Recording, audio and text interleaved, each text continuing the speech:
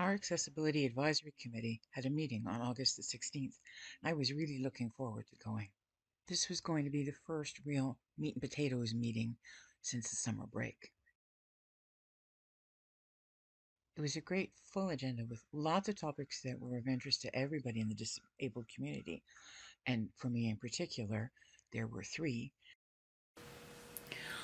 Most of my concerns with the artist workshop area were about the different spaces and how they'd work together. There are actually two spaces on here, the kiln room, and then there's a room off the printmaking room that you need to go up a ramp to get into, and there's only one entrance and one exit, which in effect makes them all on themselves enclosed spaces. They're just, there's no other way out.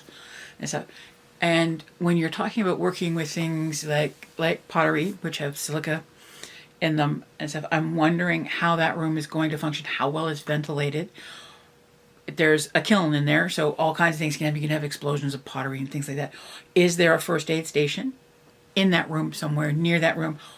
How you monitor what's going on in that room? Is it blocked off? Is there a window? Is there anything?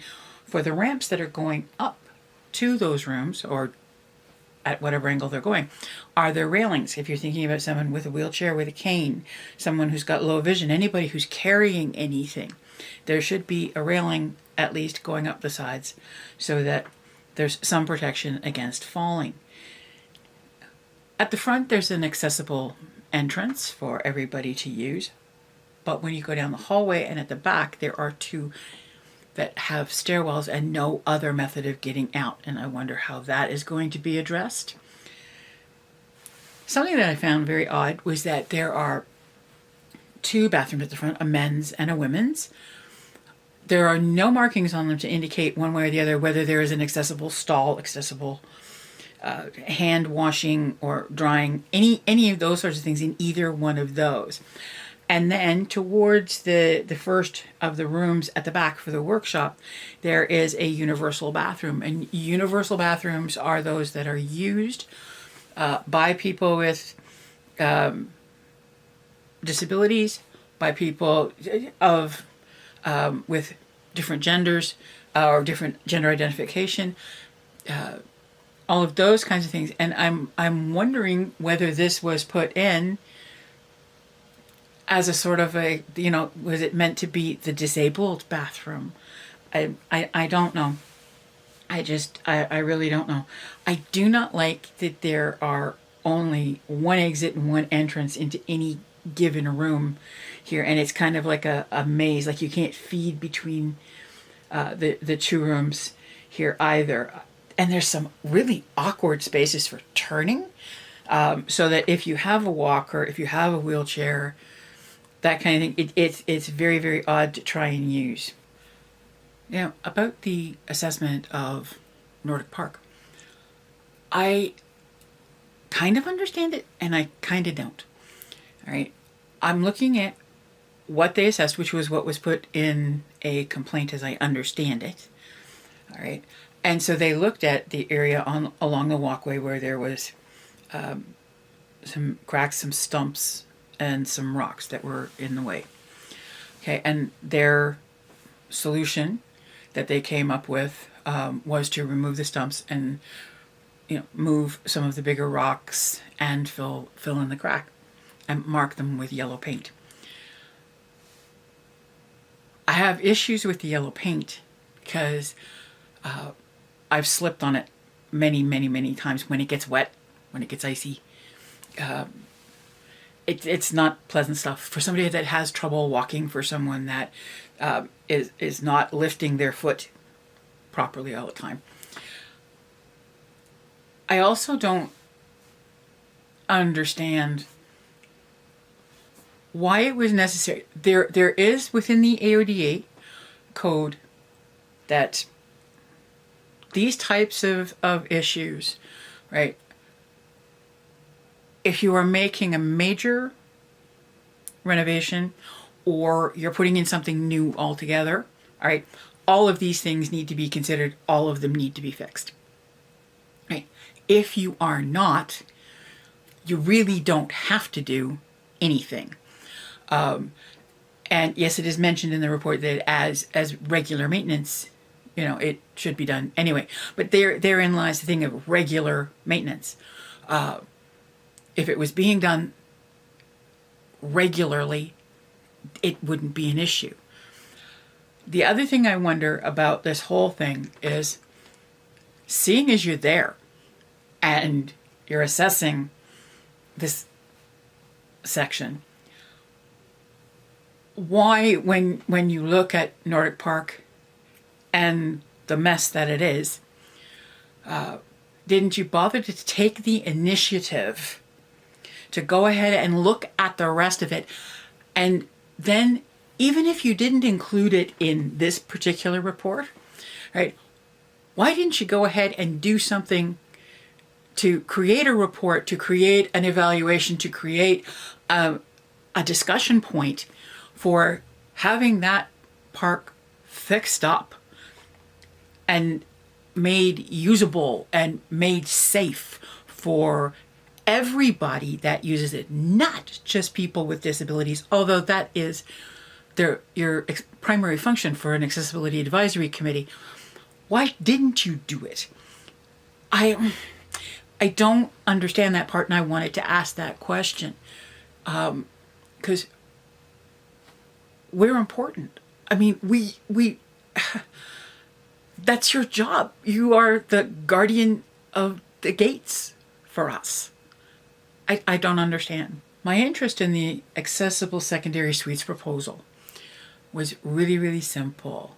We need more choices here in Elliot Lake for accessible and affordable housing for disabled people, for everyone really, to have those kinds of choices for where they'd like to live. One of the things about building accessible suites is that they do benefit everyone, not just disabled people. There is no reason why somebody would not have a benefit from a bathroom that had been made accessible with grab bars for a tub area or for in and around the toilet. You never know when you're going to break your leg. Okay? It can happen, okay, or hurt your back, or have somebody come and visit, or need to stay with you for a while, and they're going to need those things. Easy open cupboard doors, shelves that come down in steps, those sorts of things, they benefit everybody. So this was one that I really wanted to have a go at as well and be able to ask some questions. So I was unable to attend the meeting in person. My car has given up the ghost, and that was how I got around town. I have not yet applied to get on the Handy Lift bus, and I didn't have enough money to be able to afford 2 extra taxis this month to attend the meeting. So I wrote and I asked if it would be possible for me to attend by Zoom, and I was told that it would not be. That really got me because, as I said, this is the Accessibility Advisory Committee. This is like the committee that looks after the stuff that pertains to me and a whole bunch of other people in this town, and I don't have access to it. That I can't be accommodated. I don't get it. I just don't. Anyway, I was sent a copy of the procedural bylaw, which is how they decide how they're going to conduct things all the way along the line, showing me in highlighted areas the reasons why I couldn't attend. And this is one of them, and what it said. It says, in accordance with this bylaw, a member of council, local board or committee may participate fully in a meeting by electronic means. This applies to regular, special, emergency, and closed meetings. That was one. Then there was another section which was quite a bit longer that I was told to refer to. And I'm just getting to it now. And this is the public input sessions part. It says that you must register to speak through the clerk's office no later than noon on the day of the council meeting. This would be a little bit difficult with this one because notice of the meeting was only put out on the council calendar about 2 business days before it was to take place. And I mean, it was like, okay, so download the stuff and have a look at it and get it written to what you did, and then try to figure out if you could go and all of that other good stuff. So it would have been a bit of a rush, but okay, right? Registered speakers must adhere to the public decorum at meetings, specifically items 26 to 40 of the procedural bylaw. During electronic meetings, registered speakers will be provided the Zoom link to the meetings to present their input. All speakers will keep their cameras and microphones off until called upon by the mayor to speak. Once done, you will sign out of the meeting or you will be signed out by administration. Should you not be able to attend in person or electronically during an electronic meeting, written submissions may be provided to the clerk's office via email or dropped off at City Hall by the deadline, and the submission will be read into the record. Written submissions must not take more than 2 minutes to read.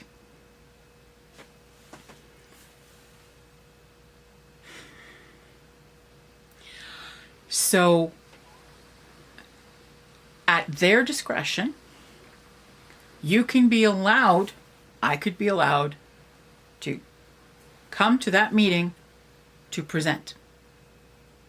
As a member of the public who is denied access to the meeting fully, I can come and I can present. And then once I'm there, because they've given me the code to be there, I can then say my piece and then I have to leave?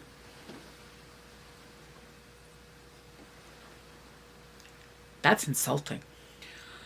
And so, in reading this whole procedural bylaw thing, right, I come on the first page, which announces everything and gives you a lot of whereases and wherefores and stuff.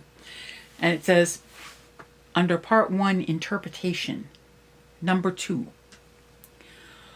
the rules and regulations contained in this bylaw shall be observed in the proceedings of any committee of council. Despite this section, in creating the mandate for any committee, council may elect to dispense with or alter these rules and regulations with the exception of 8.1.4 and any prescribed by law. My interpretation when I read that is that this is the get out of jail free card. This is the rule that says you can break the other stuff. You can go ahead and decide that you want to have a more inclusive meeting, that you want people to attend electronically if that is the way that they can get there. That if they have longer than 2 minutes worth of information to put down and to present to you, that you can say, it's okay, go ahead and do the whole thing. And that by ignoring that, you are choosing not to think of us, not to accommodate us, not to make us feel welcome at a meeting that is about us. The Ombudsman for Ontario put out a meeting guides booklet. There's actually 2 of them. Covers a little bit different things, more in depth on some.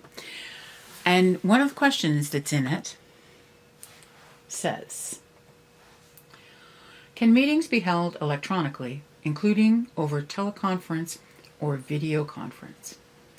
The answer, yes. The Municipal Act 2001 was amended in 2020 to permit councils, local boards, and committees to hold meetings electronically if permitted by the procedure bylaw. This change was made in response to the COVID-19 pandemic, but has remained in the Act giving municipalities more flexibility in their meeting styles. Then, bolded. All of the open meeting rules continue to apply to electronic meetings. Notice must be provided and should include directions for how the public can access the meeting, such as a link. Minutes must be recorded and a resolution must be passed in public before a meeting can be closed. Municipalities should monitor any broadcast or live stream to ensure that the meeting is stopped, and if there are technical issues, and should consider putting a backup broadcast method in place. So, along with the get out of jail free card, they also have the Ontario Ombudsman saying it's okay, the language is there, you could do it if you wanted to. I requested the minutes of the meeting. Never done that before, and I've never really seen how they were put together. When I got them, they did explain to me, the accessibility coordinator did, that they were only required to put down what the item was and how the vote went on it, things like that. But she did include some extra information for me in her email about certain things that had been said in there and that what they were going to take a look at. It wasn't enough, but it was something, and I do thank her very much for doing that for me. When I looked at the minutes, one of the things that stood out was that the meeting started at 4 o'clock and it finished at 5:20. So that was an hour and 20 minutes to present, and there were public presentations as well at this meeting, and discuss and vote and on many issues. How is that possible? Especially since the number of meetings that the Accessibility Advisory Committee will have is down to 4 in any year, so 1 every quarter. Yes, special meetings will be called if they are required. How long can you postpone something for if, as their mandate states, it's their job to advise? And so how long can you postpone things on that? These are supposed to be the people within our city that are knowledgeable in areas of accessibility and inclusion. A meeting once a quarter where it appears that it is more of a call the meeting to say we had a meeting and things were presented and done, versus actually being involved in the process in trying to make things better, in trying to make strides in accessibility in a place that is so beautiful and so great to be living in, and could be so much more if the disabled community was able to see some progress in making us feel like a part of it.